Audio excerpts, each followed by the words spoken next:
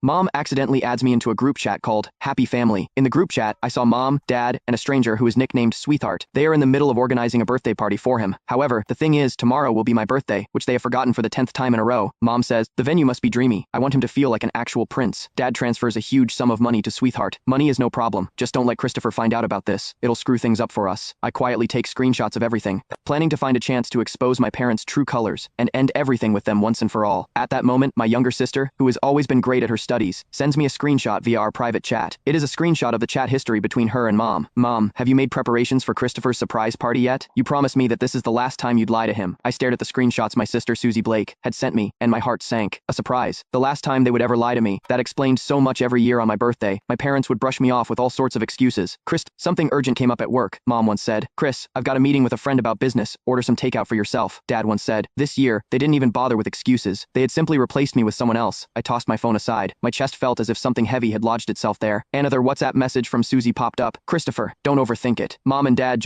I replied with just 2 words. Got it. Overthink it. How could I not overthink it? The facts were right in front of me. That birthday party for their Sweetheart was the so-called surprise they had lied to me about. As their biological son, I was nothing more than a backdrop for another boy's happiness. I heard Mom's hushed voice from the living room as she spoke on the phone. Right. We'll go with blue balloons. The biggest and brightest ones. Ben loves blue the most, so it has to be perfect for him. Ben, listening closely to their conversation, I pieced together the boy's full name, Benjamin Smith. I picked up my phone and searched for the name on Instagram. Soon, a boy with a polished profile picture appeared. His highlighted stories were filled with glamorous photos of him traveling around the world. His most recent Instagram story was a photo of him with my parents taken in my living room. In the photo, Mom and Dad's smiles were warm and loving. Mom's arm rested affectionately on Benjamin's shoulder, while Dad stood beside him with eyes full of indulgence. It was an expression I had never once seen on their faces. The caption read, "Thank you, Mr. Blake and Mrs. Blake. I am really looking forward to tomorrow's party." Mom left a comment underneath. Silly child, there is no need to be so formal with us. Meanwhile, Dad gave the post a like. What a perfect family. I saved the photo along with the group chat screenshots and stored them in my encrypted album. These would be the surprises I planned to give them tomorrow. At dinner, Mom made soup and served me a bowl with exaggerated attentiveness. Chris, try it. I made this especially for you, she said. I looked at the greasy chicken soup. My throat tightened as a wave of nausea surged up. Is this supposed to liven up Benjamin's birthday party? I asked lightly. The smile on Mom's face froze. She glanced at Dad, and his expression darkened immediately. What nonsense are you talking about, Benjamin? He replied. Oh, looks like you forget things easily, Dad. I took out my phone and opened the photo. Isn't this boy your so-called sweetheart? Dad's face turned ashen in an instant. Mom rushed to smooth things over. Chris, you misunderstood. He is the son of an important client of mine. We're just helping to organize his birthday party. A client's son? I sneered. Is he important enough to have a whole group chat, to be tagged as Sweetheart, and to even receive a large money transfer? Is he important enough to make you ignore your own son's birthday entirely? In an instant, the living room fell silent except for the sound of breathing. Susie rushed out of her room and grabbed my arm. Chris,